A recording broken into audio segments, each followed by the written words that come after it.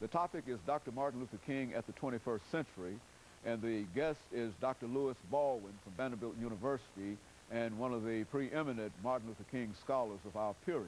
And of course, Dr. Baldwin, let's continue our conversation dealing with Martin Luther King. I think you were talking about King's attitude toward poverty and Yes, etc. yes.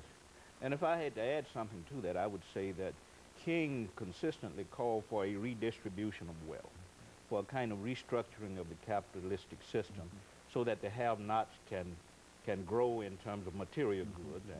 And I think that's still important today. I think we need to look at the wealthy, we need to look at the people who are very poor, and we need to ask ourselves, why should some people be very, very rich and others be very, very poor? And I think we have to look at capitalism in a very critical way, what Dr. King was about.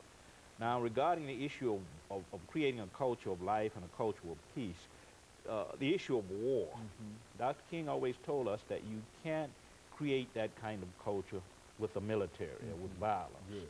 And it seems to me that too many in our society today are talking about a culture of peace and a culture of life, but they are very open to the use of military means.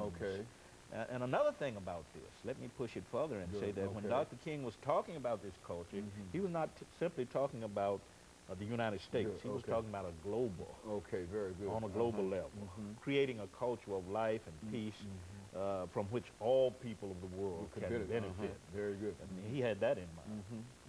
Very good. You know, and of course, Dr. King had quite a number of things to say about many things, but now you also mentioned scholarship. And let me sort of raise this question in terms of the scholarship. Has much changed in reference to certain aspects of Dr. King, the assassination, for example, and some of the other things that are traditional in terms of our thought patterns in reference to Dr. King? That's an excellent question. There are several schools of thought. I mean, I should say, you have those who deal with Dr. King's assassination, who are now subscribing to what is called a conspiracy theory. And that's pretty much accepted now in scholarly circles, that his death resulted from a conspiracy that involved many forces in our society. So James Earl Ray didn't just go out and shoot him by himself. Exactly. I mean, that single assassin theory is pretty much rejected by most scholars.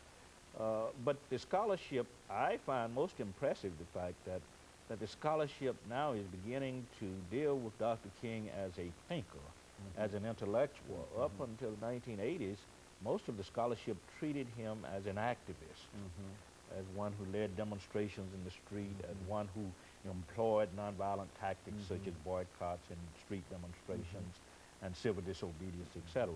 But in the last 2 decades, scholars have become more interested in Dr. King as an intellectual. What kind of ideals did he set forth?